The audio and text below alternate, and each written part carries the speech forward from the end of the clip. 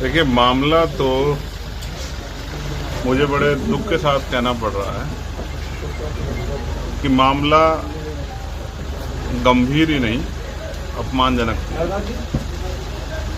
मौली गांव में जो हुआ है वो मानवता के लिए चिंताजनक है। देश को आज़ाद हुए 75 साल से ज़्यादा हो गए हैं और अगर आज भी दलितों को घोड़ी पर बैठने का अधिकार नहीं है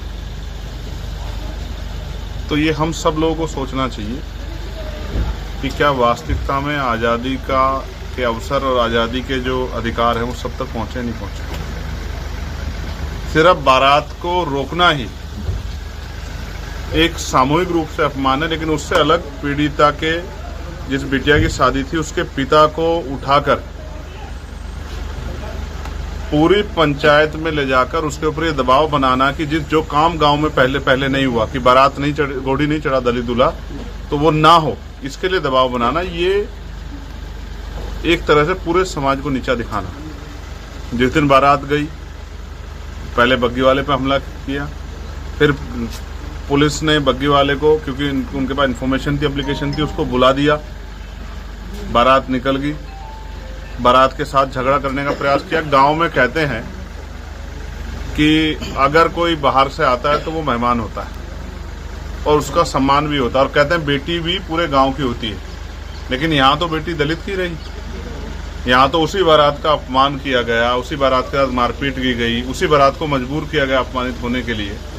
तो यहाँ बेटी गांव की नहीं बेटी बन पाई, ना ही जो मेहमान गए वो गांव के मेहमान बन पाए, वो उसी समाज के मेहमान रहे जिस समाज में बारात लेके गए थे। उसके बाद 2 घटनाएं और घटी, और तीसरी घटना जो है जहां 2 बच्चियों को उनके कपड़े फाड़े गए, उनको घसीटा गया, उनके साथ मारपीट की गई। ये जातीय आतंकवाद जो है ये हरियाणा के गांव में आज इन घटनाओं से देखने को मिल रहा है। बाबू साहब ने कहा था कि गांव जातिवाद का अड्डा है, और आज इस घटना को जानने के बाद, यहाँ आने के बाद मुझे एहसास हुआ कि वो सोच अभी तक खत्म नहीं हुई। तो जहाँ एक तरफ सरकार के लोग नारा देते हैं कि चुनाव के समय के सब हिंदू भाई हैं, और चुनाव के बाद जो है इस तरह से मरने के लिए परिवार को छोड़ दिया जाता है, उनका सामाजिक अपमान करके पूरे समाज को नीचा दिखाया जाता है, ये भारतीय जनता पार्टी की सरकार की कथनी और करनी का सच हमारे सामने है। और ये तमाशा मुख्यमंत्री और सरकार और एडमिनिस्ट्रेशन के, पुलिस के लोग, इतने दिन होने बीत जाने के बाद 6 तारीख के लगभग की घटना है, और आज जो है 29 अप्रैल है, अब तक पूरे मुख्य आरोपी गिरफ्तार नहीं हुए। और आपको जान के अचरज होगा कि मुख्य आरोपी इस घटना के बाद, पुलिस कह रही है कि हम उसको खोज रहे हैं, वो थाने में आके चाय पी के जाता 2-2 बार। तो ये बिना सरकार के संरक्षण के संभव नहीं। इसलिए मुझे बड़े कड़वे शब्दों में कहना पड़ेगा कि हरियाणा में दलितों का दमन हो रहा है, उनके साथ अन्याय हो रहा है, और ये सरकार की देखरेख में हो रहा है।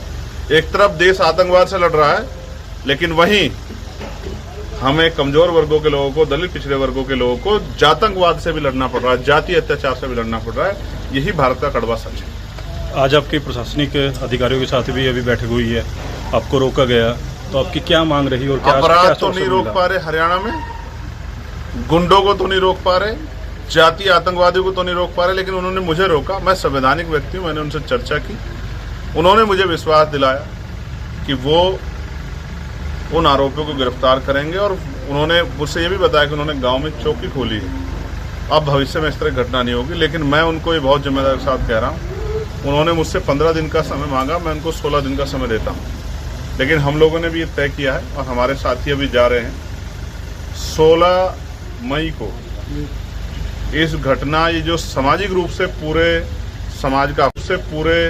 समाज का अपमान किया गया, ये गुलाम भारत नहीं है कि कमजोर वर्गों की बच्चियों को उनके कपड़े फाड़े जाएंगे और खींचा जाएगा और हम लोग बैठकर तमाशा देखेंगे।